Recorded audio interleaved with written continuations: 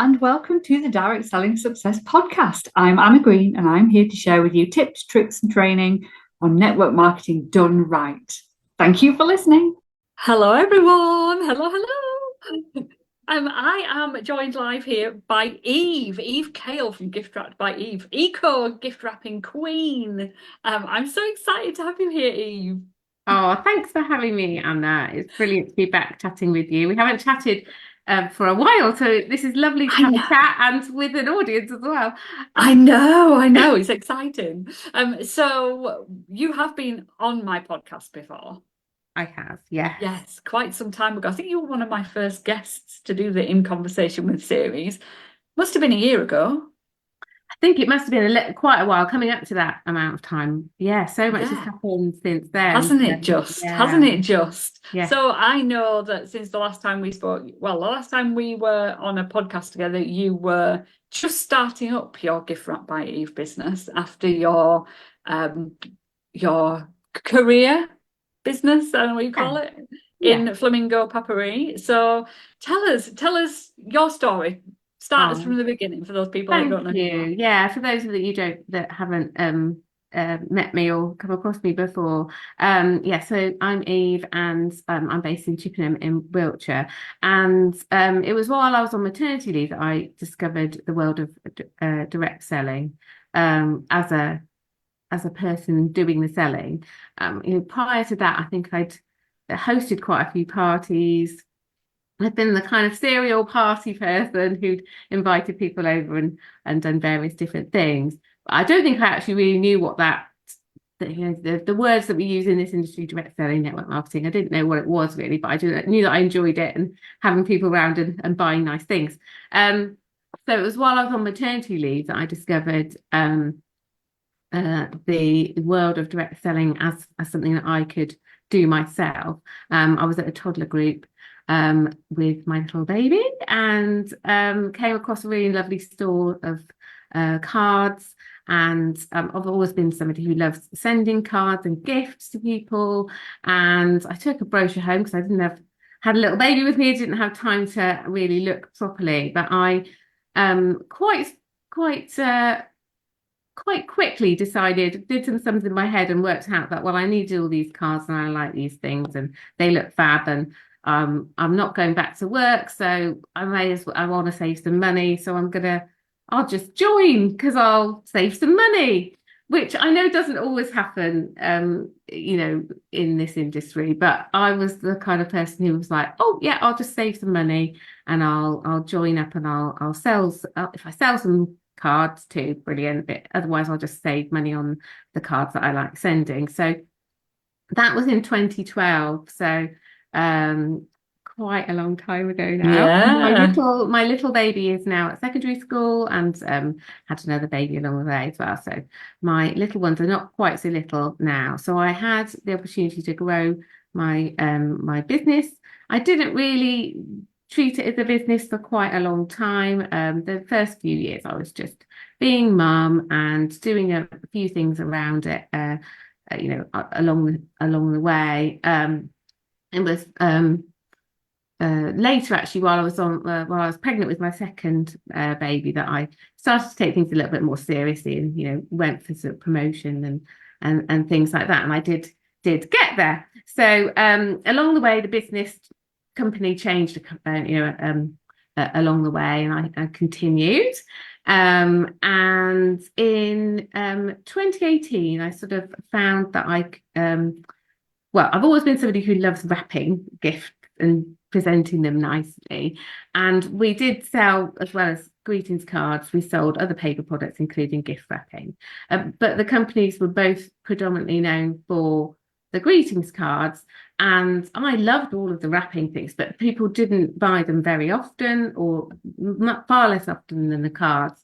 And I realised that actually, if I learnt to use the wrapping paper that we were selling and show it up a bit, then actually people would notice it more and they'd buy it more. So as a birthday or Christmas present, my husband bought me a wrapping course. I went on this wrapping course. I say he bought it for me. I said, I'd like this, please. Could you please do this to me. So that's what I did. I went off on this lovely day out. I learnt to do some gift wrapping. And yeah, from there I started doing some workshops showing off the products.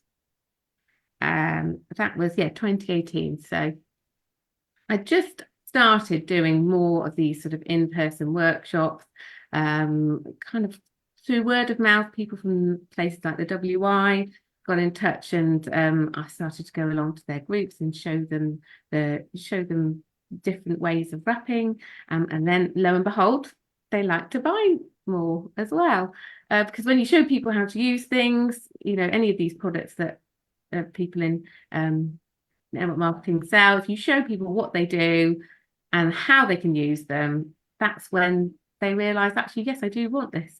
So that was working really well for me. And then, of course, the pandemic hit and I was at home all the time, and all the things that I'd been doing in person couldn't happen anymore.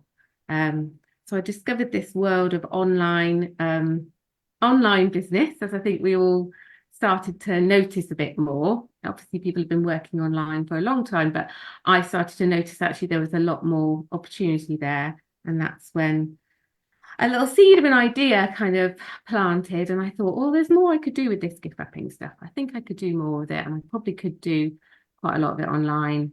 So I started to sort of think about that and develop my ideas around that a bit more.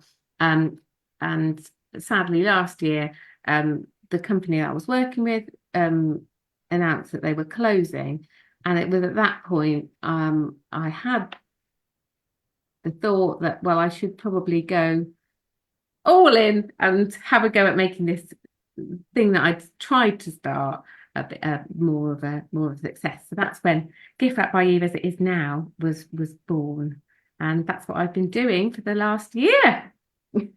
And so explain exactly what it is that you do now then. So what I do now is I help you to learn eco gift wrapping skills. So that can be for your own gifts, if you want to make your own gifts look great, or if you want to offer a gift wrapping service to your customers, then I can help you and support you in doing that. So now I have an online membership, which I launched last November. And the people in the membership are predominantly people who have got small product businesses. Some of them are network marketers, some of them are people who've got their own gifting, or not necessarily a gifting business, but they've got a business where the products can be given as gifts. And we have a monthly masterclass online, and we learn online.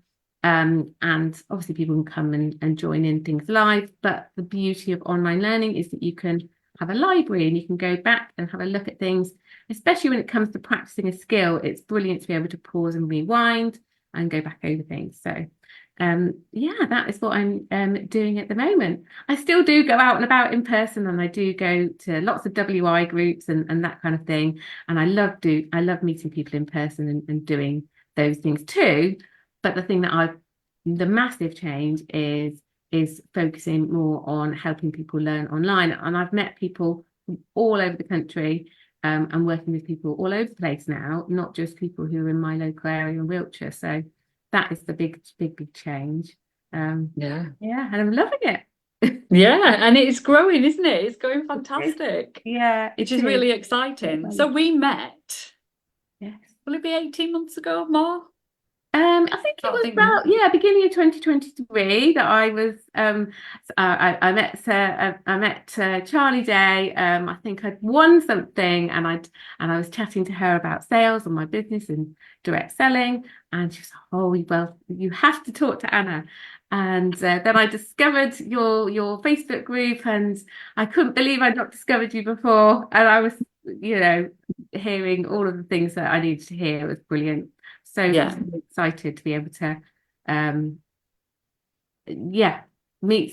meet somebody who has got so much industry experience, and then also meet lots of people in network marketing that weren't necessarily from the company that I was with. So that was really interesting too. Yeah, because we think sometimes that we're quite alone, and we also at the same time think, well, we've got all this knowledge from this company and they must be teaching us everything. Whereas you meet somebody who's doing the same thing as you, but with a different product in a different company. It's like, wow, they do it this way. I could implement that into my business. And then, just sharing those ideas is great, isn't it? Really good, really good. Yeah. So I know you wanted to come onto this podcast to talk with me about reflecting on your year so far, and what you've found really from that reflection.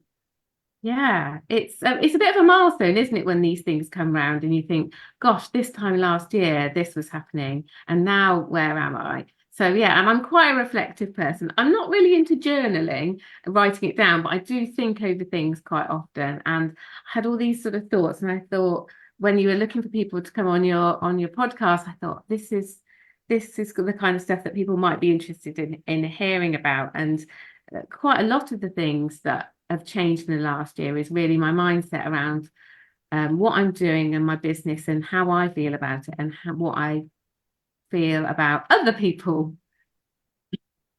thinking about it, because I'm definitely somebody who thinks about what other people might think about what I'm doing or not. Rightly or wrongly, that is definitely something. And I definitely am somebody who's suffered from imposter syndrome as a self-employed person. And this time last year, I was far less confident than I am about what my purpose and mission is in what I'm doing. I've got much more of a clear idea about what I'm focusing on, and that has given me confidence to do the things that I need to do to help me grow my business. And perhaps that's something that had I discovered what was holding me back when I was actually in my direct selling business, I think I might have made more of a success at that stage. I mean, everything happens for a reason, doesn't it? And here I am, and I would never have got to this stage in my own business had it not been for my network marketing journey.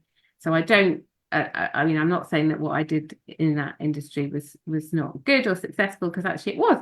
But the change in my mindset has been the biggest shift, I think. What's changed then in your mindset? Well, first of all, I think I was doing quite a lot of things that were holding me back that I didn't really realise were things that I was putting blocks in my own way. So I was doing a lot of different things, actually. So I was working on my gift wrapping sideline, I guess. I also had my direct selling business. I was doing some freelance work as well. So I was doing some freelance marketing work, which I really enjoyed, because that is my that's my background before I had children. So I did a little bit of that as well. But I was juggling so many things that actually I was using those things to kind of protect me a little bit from focusing on what I might actually make more of a success of. And I think one of the things, so I joined your mastermind, didn't I, about this time last year, maybe June, July, August, I think it was. And one of the first conversations that we had was me sort of telling you all the things that I was doing, knowing that actually the answer really was to not probably be doing quite so many things. And I kind of put quite a lot of those things in place because then I had an excuse not to focus. Yeah. If anybody else resonate with that, I'd be really interested to hear, because if you've got all of these things and you say, well, I haven't got time to do more on this, then you can't fail, can you? Because you haven't had time. So it's not your fault then. It's not my fault. All these other things to do. Therefore, actually, I can't make a success of this, but I also can't build it any bigger.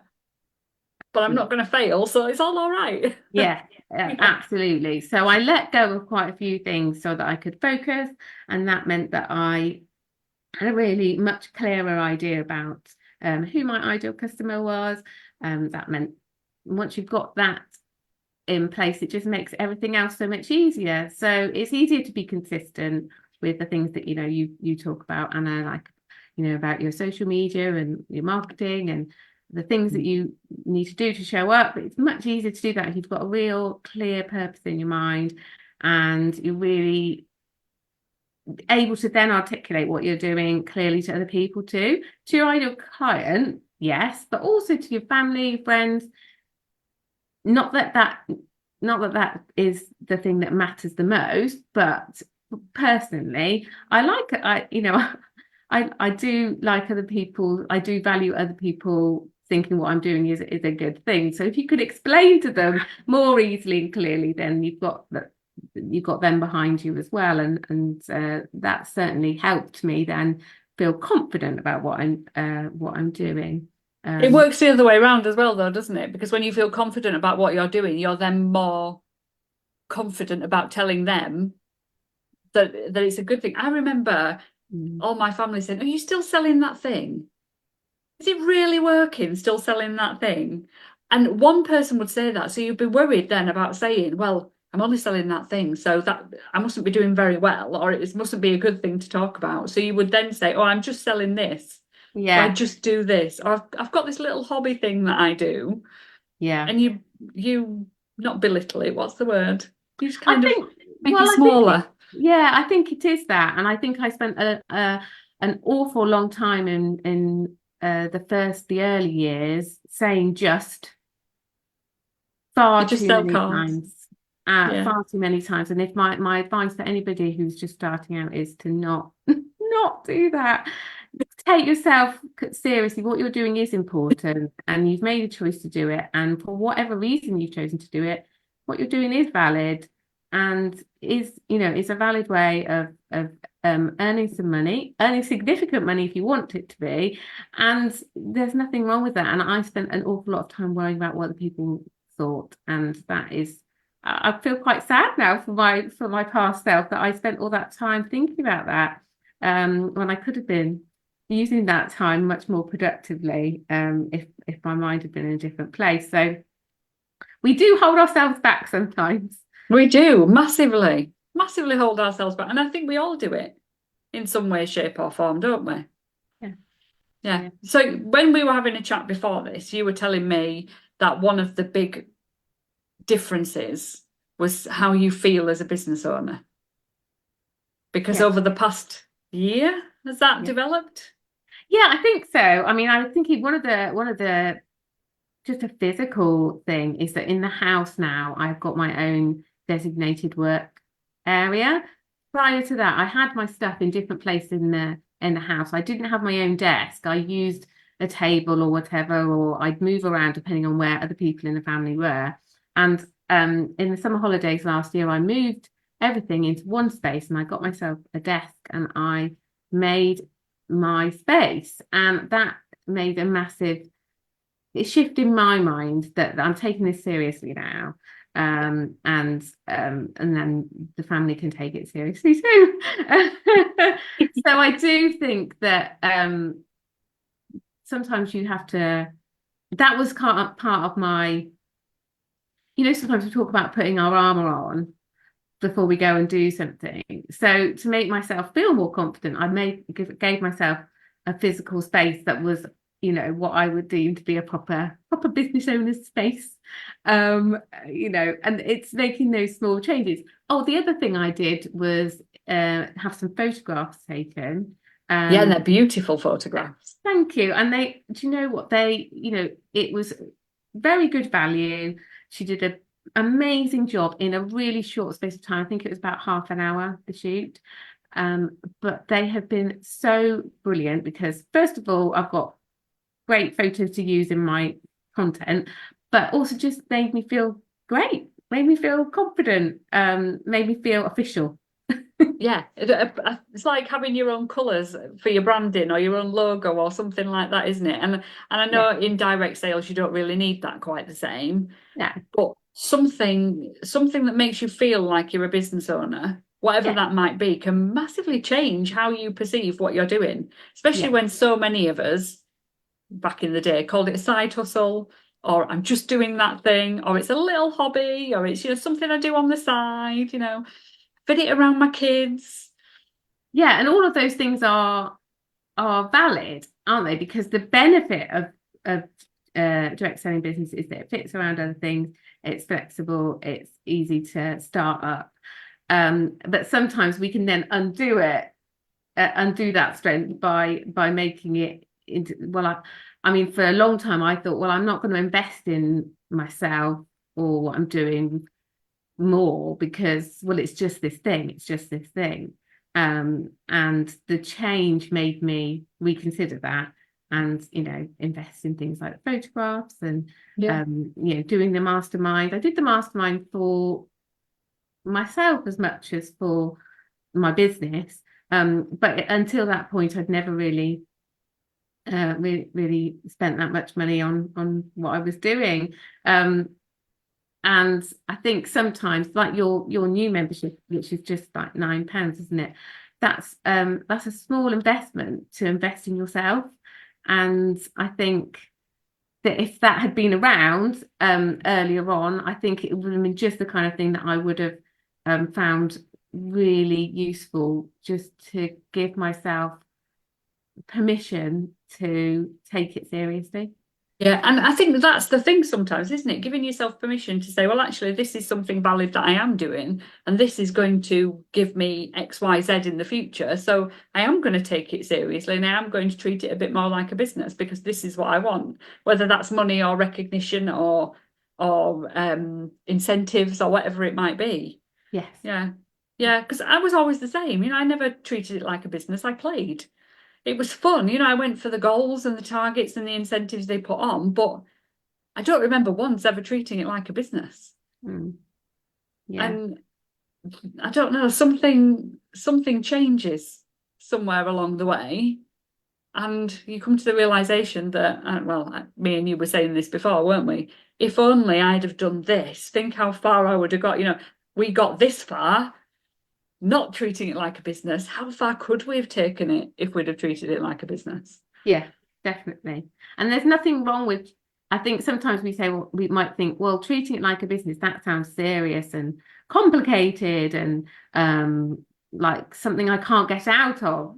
We might put barriers up because it sounds like a serious word, but just all it means is that you give yourself permission to be consistent, this is a small thing, but actually give yourself permission to say, I'm not available at that time because I'm working on my business. Because sometimes being self-employed, we can say yes to things because we're available. In theory, of course, we're available because we don't have anybody else telling us when we need to be working. But actually, sometimes we can trip ourselves up by saying yes to things that aren't always the right things. Or you can say yes to things, but you say yes to them in a time that's going to work so that you can also have time allocated to what you're doing. And I spent a long time not doing that. I mean, for good reasons. A lot of the time I had my children at home, and that was why I was doing it in the first place.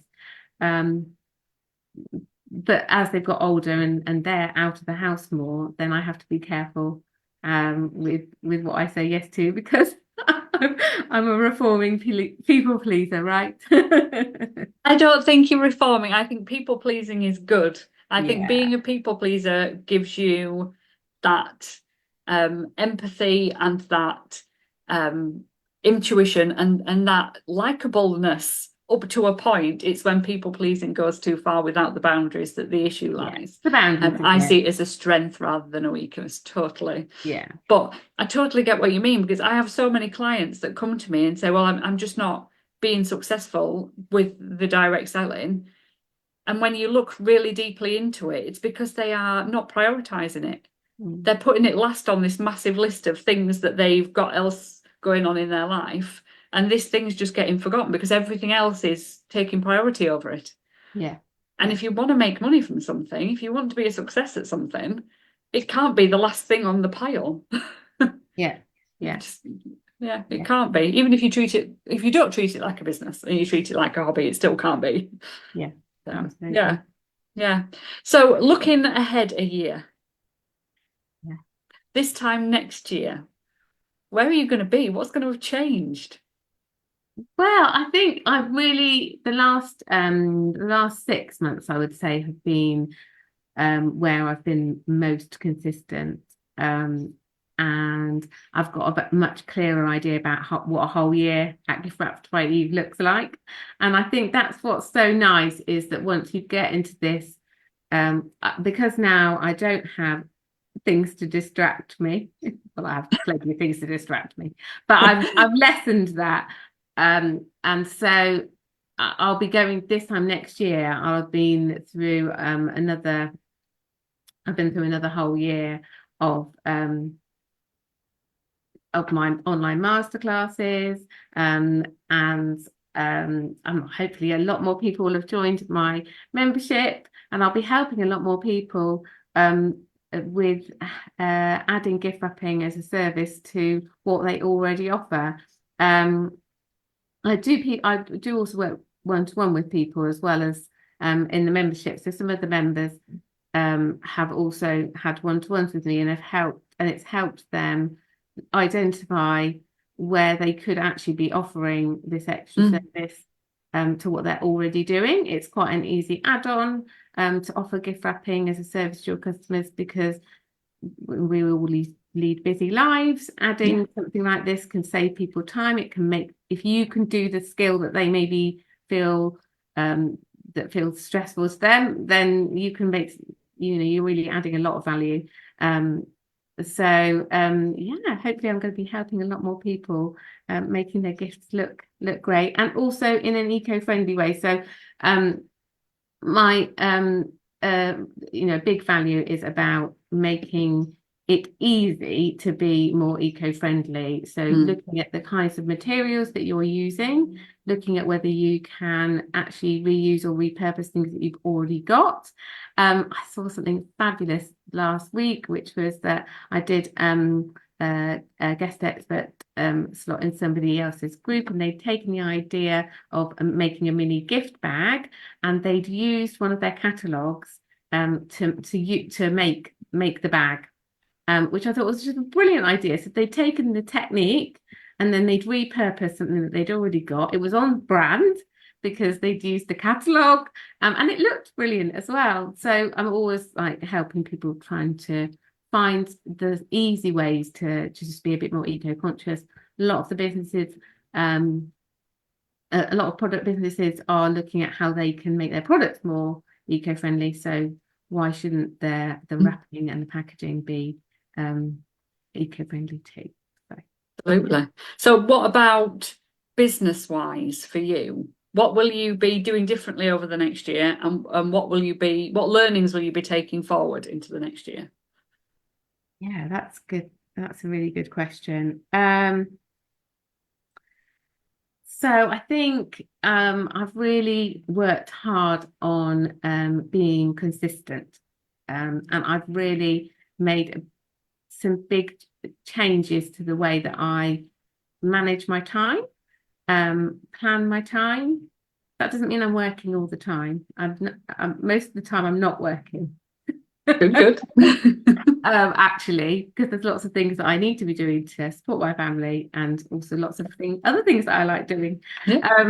So I've made some big changes. I think for me it's about making some of those things stick as habits. So doing more of the same things, but I want to be reaching more people. I think at the moment, I've done a lot of getting to know people in my local area. I'm starting to get to know people in this big online world, and I think that's been brilliant. I've met so many people from so many different places, and who are using whose products are gifts and can bring a little bit of joy to people. So many different things that you wouldn't necessarily expect can be given as gifts, and I've loved doing that. So yeah, getting out there, meeting more people and helping more people. Brilliant, love it. And what is your one top tip for all the direct sellers and network marketers out there watching today? I think the one thing to take away. Take yourself seriously from day one. What you're doing isn't just something, it is something. I love it. Absolutely love that. Thank you so much, Eve, for being my guest today. I hope you've enjoyed it, and we'll see you soon. Thank you. Thanks so much. Bye.